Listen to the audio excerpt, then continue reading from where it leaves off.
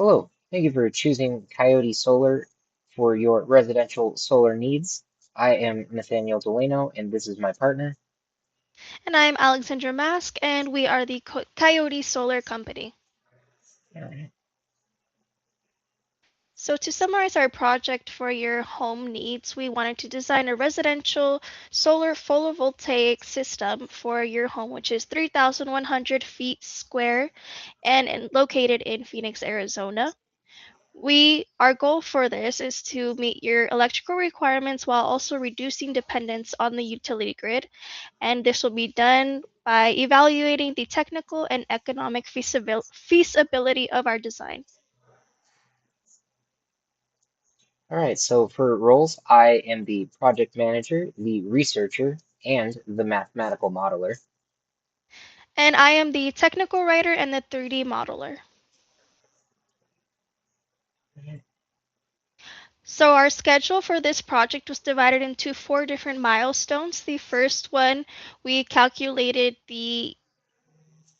um, the mathematical model, and this was with the EO and the ADL.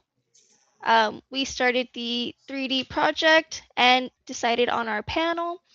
Um, After that, we decided on the battery and the panel for the second report, and then we went along onto cost calculations, and then for the last and final milestone, we went for the battery and panel comparisons, along with finishing up the 3D model and the economic model.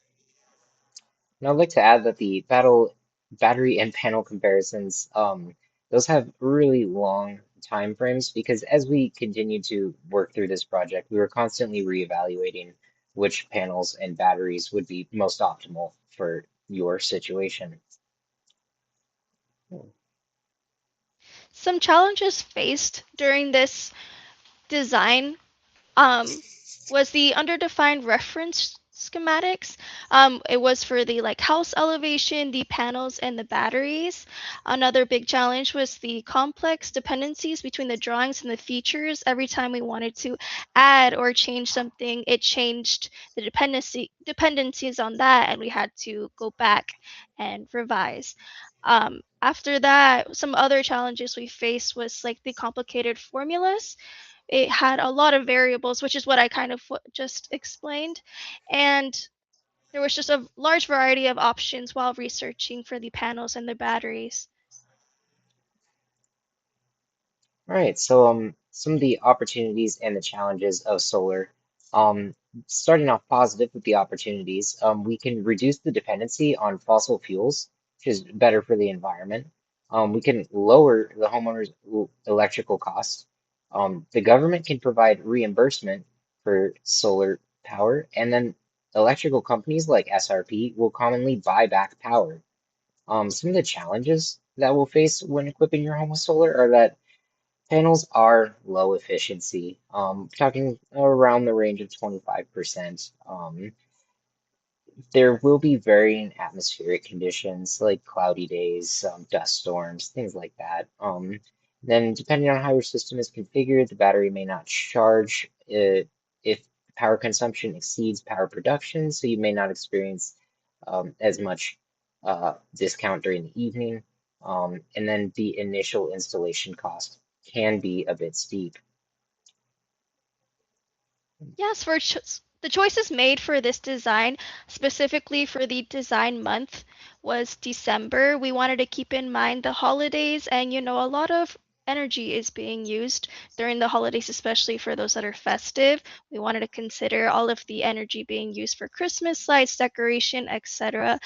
Um, and other choices made for the design included the home type, which is the Spanish elevation, and that's what we based our 3D model off of, and we placed it in lot 8, as you can see in the illustration next to the right.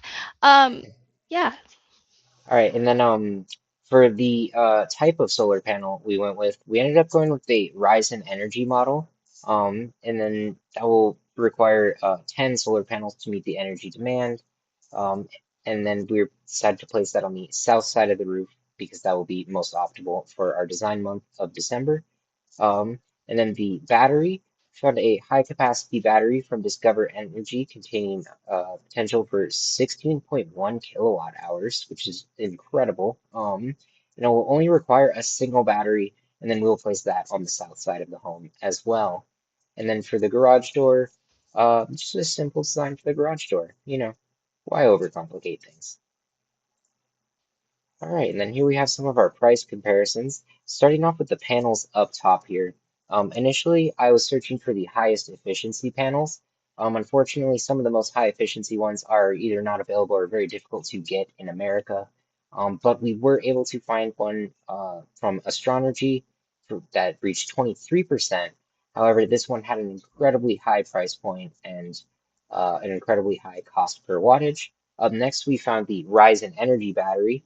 Um, this one has the lowest efficiency on our list, as well as the lowest wattage output.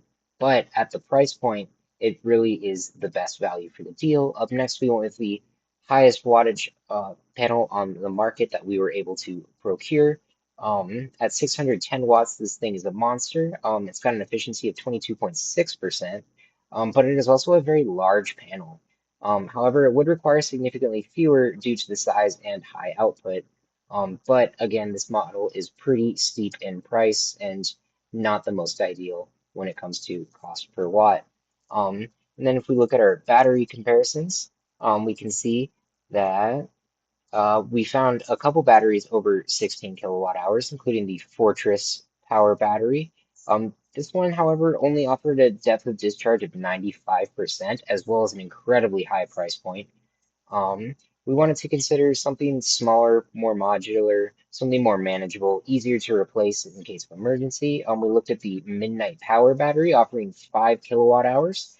This one also had a similar depth of discharge and a significantly lower cost, but still not the best price per watt.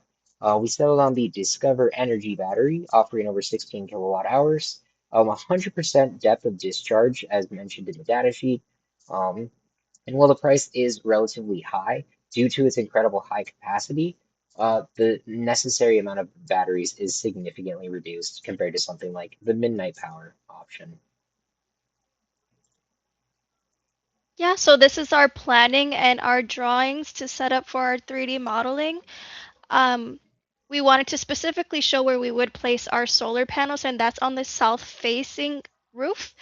For the reason for this is because during the winter months, that's where the sun mostly is, and this really optimizes the amount of solar radiation that'll be touching the panels and generating more energy. Um, and on the very bottom center, you can see how there was a cut made in order to have a 30-degree angle for the roof, which is where the panels were placed. This is a simulation of our 3D model with the roof. As you can see, like I already stated, the solar array is on the south-facing roof along with the battery, which is right under it. The reason for placing the battery right beneath it is because the less wiring there is, the less losses there is, the less battery loss. And it was a better choice for the circumstances rather than to place it inside of the garage.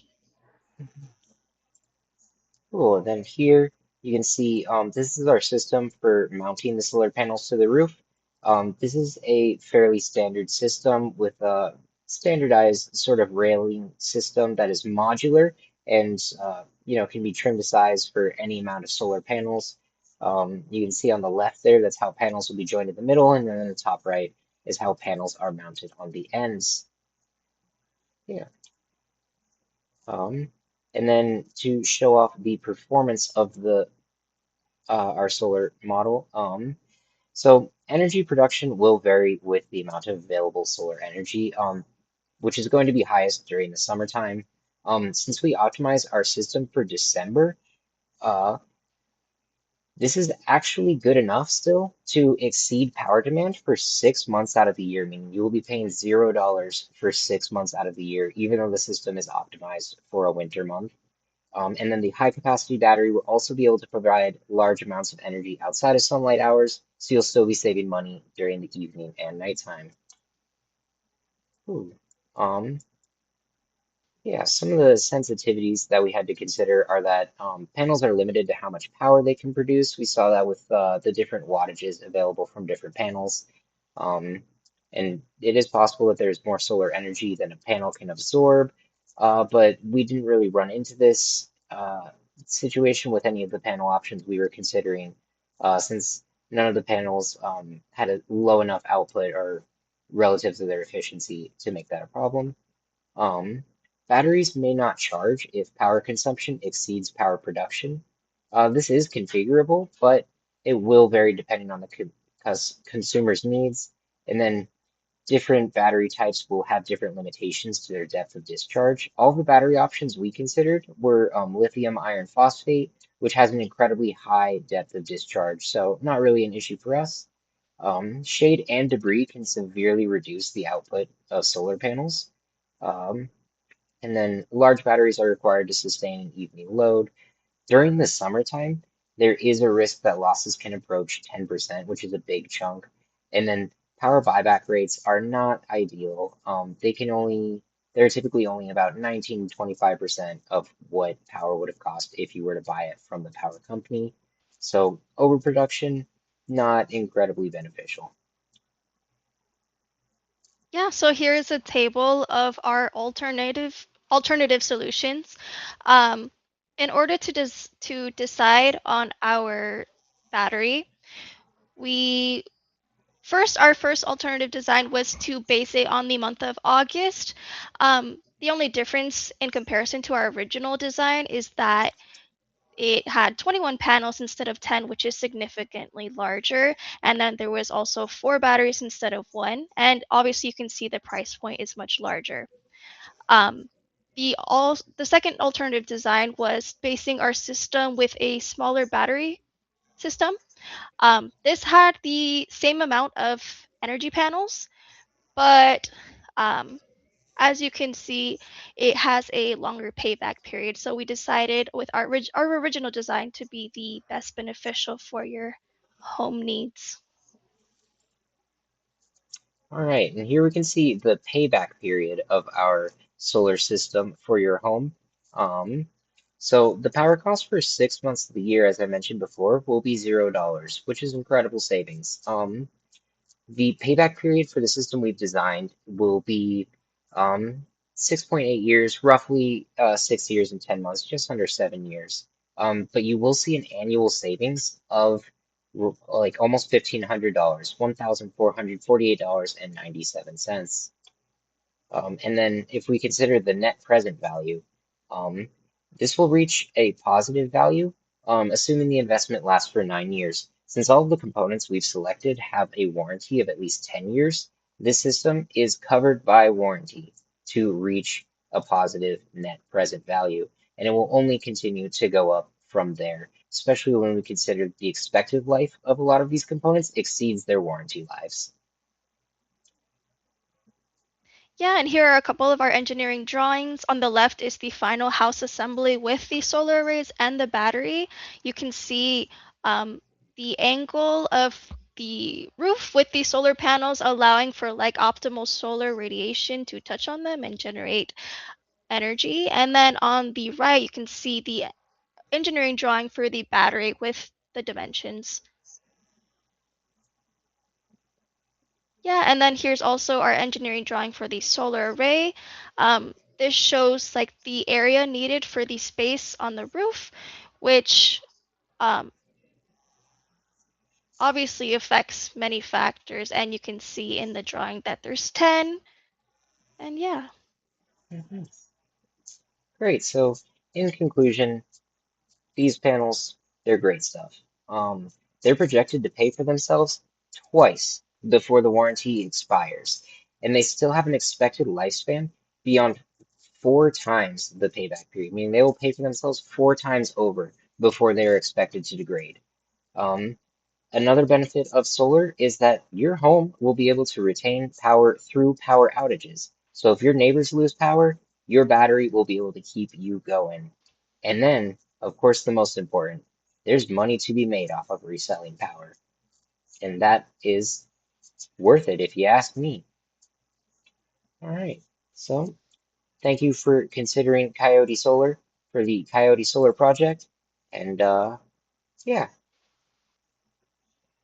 cool. Thank you.